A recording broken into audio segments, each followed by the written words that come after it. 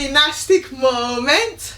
If you're a returning subscriber, I'm sure you already know by now that I like to have fun on my channel. But thank you for coming back. I hope I have not disappointed you with my little 1-2 step.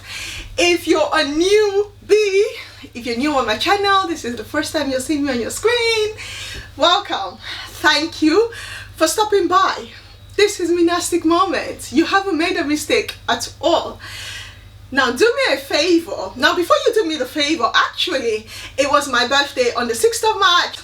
A nice birthday gift from you would be just subscribe and hit the notification bell. Please subscribe and hit the notification bell so every time I upload new content, you're the first to basically find out the gist. Oh, having said that, today we are baking.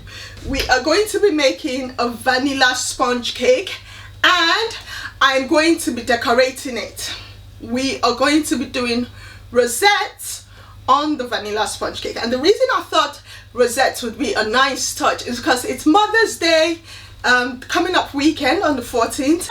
If you were just browsing through and you decided you really want a vanilla sponge cake, I'm going to show you step by step. Trust me when I say I've had experiences with vanilla sponge cakes going wrong. I've had experiences with it being too dense. I've had experiences with it being too sweet, and I have come up with a perfect ratio on how you can achieve the perfect vanilla sponge cake without. If you had looked at so many recipes, they would, you know, list equal measurements of your sugar, of your butter, your flour and your sugar. Now we are going to be using 500 grams of unsalted butter, and this is room temperature butter. And rather than 500 grams of sugar, we're going to be using half the amount of sugar, again because I do not want the cake too sweet. I've had experiences with cakes being too sweet in the past. I've got a sweet palate, but not everyone, you know, has that taste for really sweet cakes. I'm going to show you guys what to do. You can use an electric mixer or hand mixer. Either way, you're fine. I only got this. If you had seen from my previous channel, I would always use my hand mixer, but it packed up, it gave up on me. It was telling me, girl, it's time to upgrade. So I've upgraded. I've got two minds with this, but I'm going to be using the wilton piping tips. These, oh by the way, this isn't an ad, my channel hasn't been verified, but the wilton piping tips are the best you could get for a beginner, for an expert, for intermediate. They're the best you can get when it comes to piping and decorating your cakes. By the way, I'll put a link in the description box below. There you could get from Amazon, or you could also get from a website called the cakecraftshop.co.uk.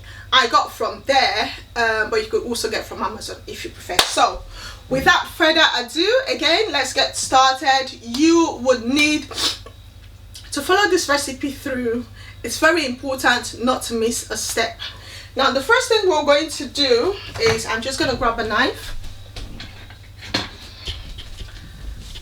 and we are going to beat our butter for 6 to 7 minutes. A yellowish look right now, if you can see, but by the time we beat the butter, it'll come up to a really pale yellowish look, and that's what you want.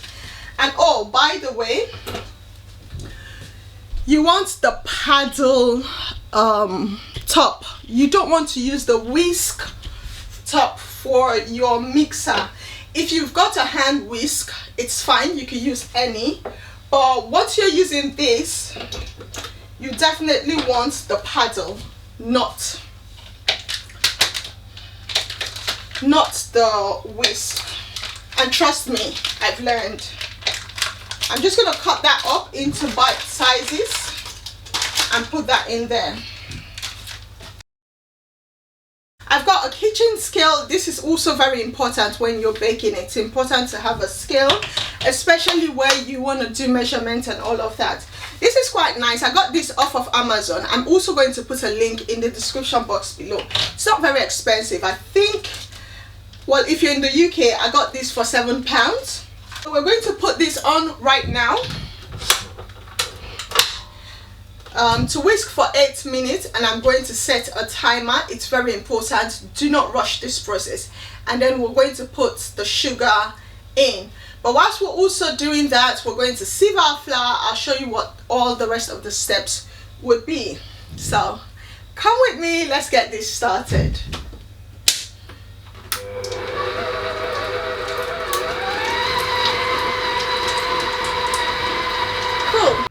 Right, so I'm just going through the process of measuring out my sugar. I decided to go with 260 grams, and I'm using caster sugar, by the way.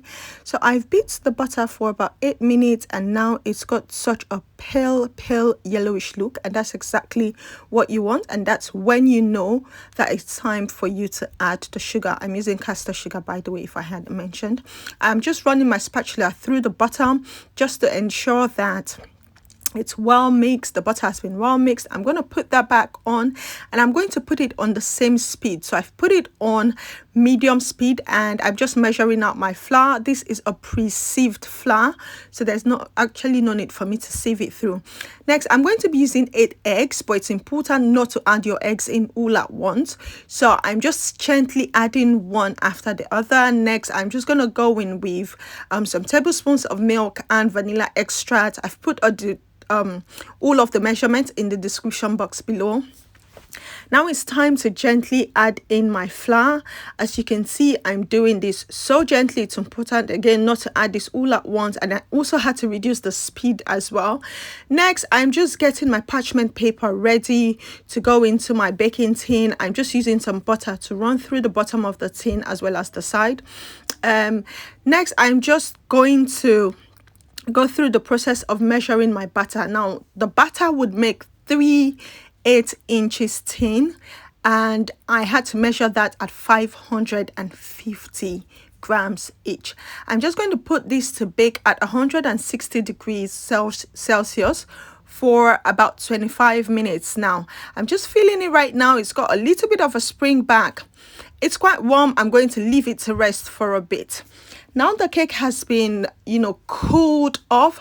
I'm just taking my time to trim off the top. Now, if you want to do this, it's important to use a serrated knife. So not one, the bread knife, not one with smooth edge. Next, it's time for us to prepare our buttercream frosting. Now, I've just beat 500 grams of unsalted butter, and I've also had to measure out and also sieve my powdered sugar. I've put the measurements of my buttercream frosting in the description box below, so it's important to check that out. Now, if you had seen from the start, I had to again beat my butter for a good number of minutes to ensure that it had a really pale look before I added in my powdered sugar. Now what I'm just doing is icing the cake and trying to go with the decorations. I'm going to make a separate video sometime in the future that would be solely focused on how I decorate my cake. I'm also going to put a link in the description box below of the turntable. I'm currently using the cake turntable. It's very important that you have one. And I've also had to use some coloring gel to color out my buttercream frosting. Again, I'm going to in the future make a video so that you see exactly step by step how I've colored in my buttercream frosting. And right now I'm just going in with my wilton 1M piping tip, and I'm just creating mini rosettes on the cake as well as some stars. I decided to go with I decided to play with my shapes really and my color. Now this cake is a Mother's Day cake, but this is giving me spring vibes, this is giving me bright vibes, this is just giving me all sorts of beautiful vibes. Thank you all for watching. Please do not forget to like, do not forget to comment, do not forget to subscribe, and above all, do not forget to try out this recipe. Happy Mother's Day to all the mothers, grandmothers, godmothers out there. Love.